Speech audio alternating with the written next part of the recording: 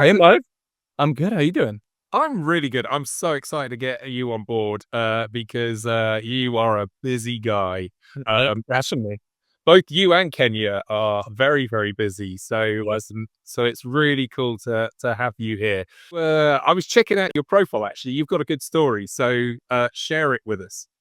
Yeah, I mean, I don't even know where to begin. I was born and raised in New York City, and growing up in New York, a lot of obviously career opportunities are centered around legal or finance, and that's where I thought I initially wanted to start my career. Was mostly in one of those two positions, and so I started out my early days kind of pursuing both of those opportunities, and quickly realized that while I enjoyed the industries, it never was something that I think was like a true calling for me. A lot of my friends growing up were musicians. I was running around New York going to jazz clubs with them.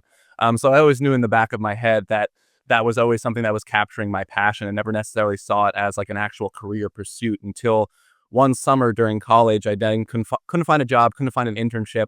And I had a friend working at a record label at the time, and she was like, "Why don't you just come intern with us? You'll get to see what it's like. It's not that many hours this week or during the week, so you can kind of just get an experience and see if you like it or not."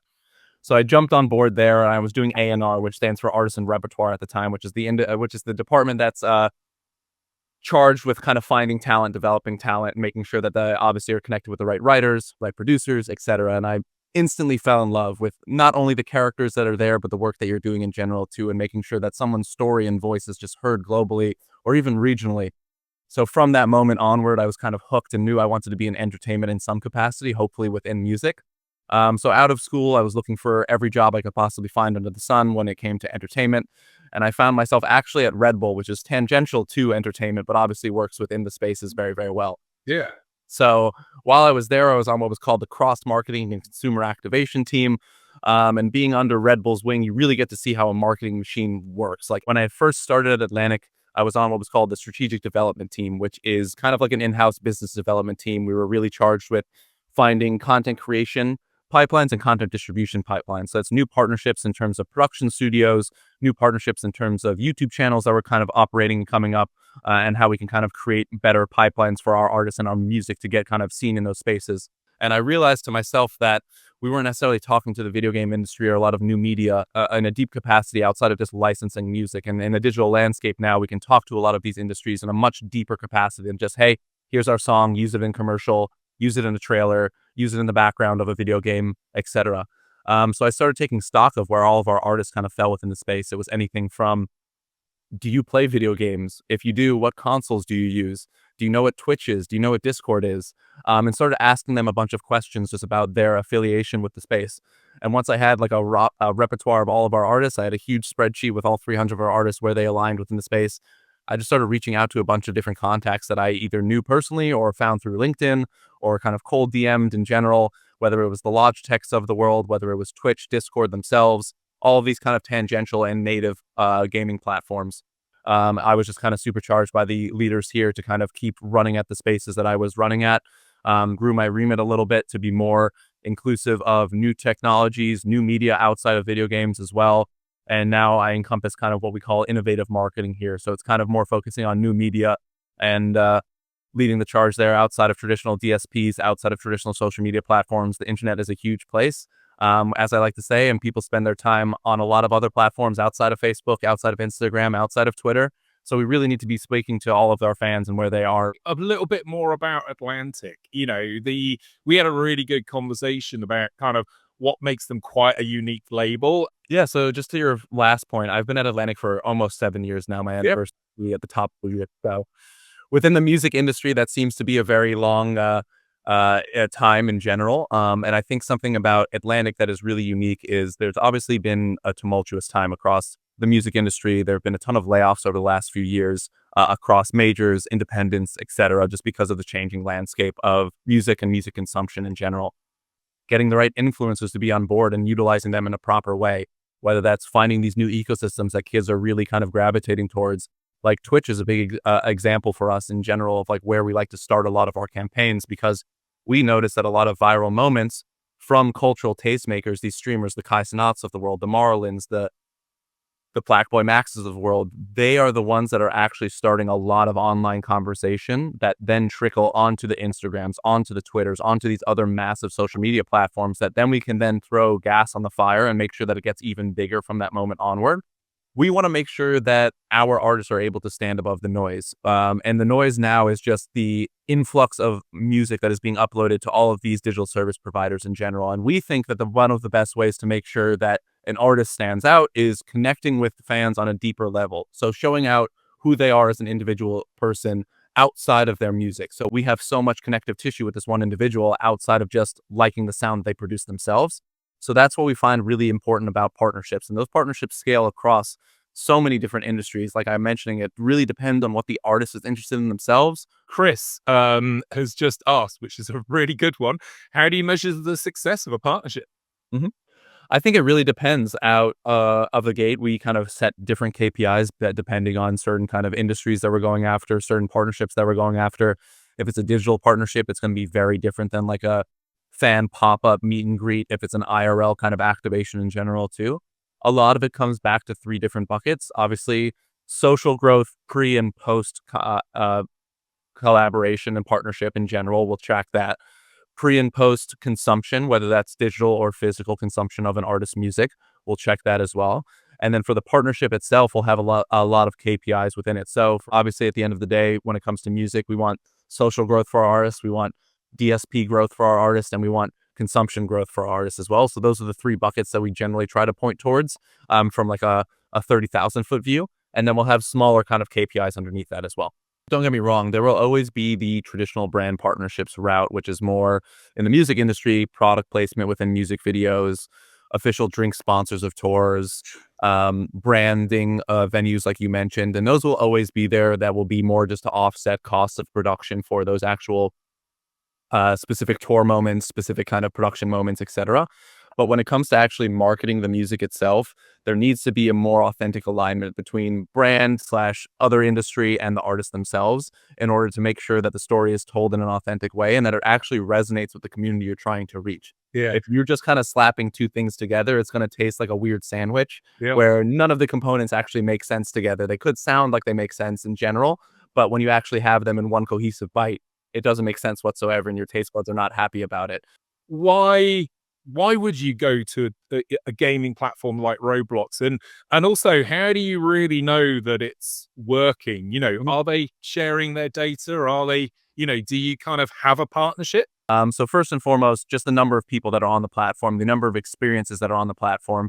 It's also a great indicator of your artist's IP because if you go online, they have a ton of fan-made experiences. So you can look up for an artist like ourselves. Melanie Martinez is a great example. She has unbelievable IP. Every single album that she does is a full concept album where she takes her fans through a new, unique aspect of the lore that she's trying to tell. And if you go on Roblox and just look up Melly Martinez, you'll see at least 15 fan made experiences, which showcases not only that her IP and brand resonates with the platform, but fans of hers on the platform are willing to take the time to develop an experience and post it and publish it on the platform, showcasing that there's a want and a need for that artist on the platform to fill a void of fans asking for something there. You really want to make sure that you're ingraining your IP, your brand, your music, etc., into the core game loop mechanics. So that way you're not interrupting the gameplay itself. You're not changing their day-to-day habits within the community and ecosystem. You're actually just amplifying what they're doing currently and making sure that you fit into it naturally and just bring your IP, your brand into that space. How would you kind of advise people to move forward in collaborations? Yeah, no, I definitely think collaborations is a superpower. And now, more than ever, I think it's harder to get your message out there. So if you can collaborate with one or multiple other individuals or entities, it's always going to have a larger kind of ripple effect across both spaces, I think personally. And for me, what I do is I will look at an entire artist marketing calendar that we have just for music-based releases. So obviously single one, single two, single three, music video one, music video two, music video three, tour announcement, album announcement, etc.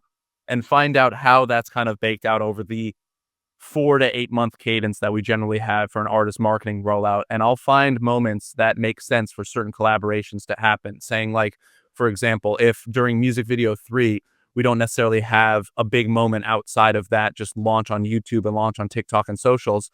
I'll try to find an extra kind of partnership in general around that moment that feels a little bit weaker in terms of amplification support, and find a way to bring in a partner to kind of help collaborate there. So making sure that you're finding your general kind of marketing beats and calendars along the way, and where you can kind of bring partners into the fold there specifically to help not only tell your story, but to help tell their story as well, and how the two stories come together and kind of amplify there. How do you manage fan do you how do you manage fan clubs? Do you do fan clubs? Is that a thing? Yeah, so it's very case by case depending on the artist and what their fan ecosystem looks like. But just to give you a full kind of 360 view of it, there's many different ways that we can build fan communities and or amplify fan communities. So when we bring a new artist on board, for example, we'll do like a full sweep of social platforms and find out if there are what we call fan accounts. So these are the Charlie XCX update pages on Instagram, TikTok, Twitter, and other spaces. We'll do a deep dive on Reddit to see if there's a subreddit specifically about our artist, or if within a larger genre subreddit, if there are a ton of discussions about a specific artist. We'll go on Discord and other community-based platforms and see if there's already fan-made servers for those artists. And if there is a robust ecosystem of fan already established ecosystems and pages, we'll reach out to those ecosystems and say, hey, we love what you're doing. We want to be able to help you with your supercharges here. We want to be able to give you access to tickets for tour. We want to be able to give you access to merch that when we do drops for giveaways, vinyl for giveaways, early access for leaks and snippets and teases and all of those types of things. And if there isn't that ecosystem already established because a fan or an artist is new and developing, we'll start running those platforms ourselves internally, and then we'll eventually hand them over to some fans that we then trust and have vetted over months or years of being a part of the ecosystem. We always want to make sure that we have fans that are word of mouth marketers on the street. They honestly almost eat, sleep, and breathe these artists more than we do, because they're doing this not for a paycheck. They're not doing this for a resume. They're doing this because of the love that they have for that individual artist, for that individual music that that person makes. You're genius. Genius. This is great. Unfortunately, I've got to wrap it up, but we're going to do the quick fire round. Back to you now, Willie. What are you reading, or what have you read that made you stop and think? I actually am a part of a book club, and we read books on a monthly basis. So we have been reading a ton of different novels lately in general too. One of my favorite books that I recently read is Another Country by James Baldwin. I think it just is a beautiful story. It kind of brings you into the ecosystem and the mindset of other individuals and lived experiences. Another great story that we read recently is Pachinko, which is a generational story of a Korean family that immigrated into Japan, and figuring out a way to kind of, how do you build a life in a new country where you don't speak the language and that you're kind of forced to flee your home native land into a new space, and kind of understanding the hardships and struggles that come with that in general too. Amazing. Now, what are you watching? What are you obsessed with? Now, remember, we've got Kenya next, so that's a bit of That is true. So another little tidbit about me is I speak Japanese and lived in Japan for a little while as well. I am obsessed with Japanese culture, and I've been watching Japanese TV shows for my entire life. So I always find it to be a beautiful storytelling component where you can match actual artwork with story as well. So I watch a lot of animated productions. So K-pop Demon Hunter, obviously not a Japanese production, but a production that has been taking storm lately in general too. So if you haven't watched K-pop Demon Hunter, it might not be your cup of tea in terms of visual aesthetics, and the music might not be your cup of tea in terms of audio aesthetics. But for whatever reason, the formula that they had created is so uniquely unbelievable. What are you listening to? Podcast, playlist, or tool? I mean, just because of the nature of the beast here, I'm kind of always listening to our artist music and kind of figuring out where it sits in the ecosystem. Podcast wise, I'm a huge football fan, UK football. So I listen to a lot of UK football podcasts as well. Favorite album of the year so far, though, is this artist called Saya Gray, self-titled Saya Gray. It's her and her brother. Her brother produced the whole thing, and then they co-wrote it all together, and she's the singer on it. It is a beautiful, beautiful album, so I highly recommend listening to that. It came out very top of the year, kind of end of January, and that has been my favorite album of the year so Right. far. Willie, fantastic. Awesome. I'm trying to plan a live event soon, so I'm going to get you in. Because Absolutely. Thank you for having me, Mike. This was a pleasure. it's been brilliant. Just so much information. There'll be tons of stuff to share. So look forward to seeing you again. Thank you very much. Thank you, Mike. Appreciate you. Cheers, buddy. Bye bye. Bye.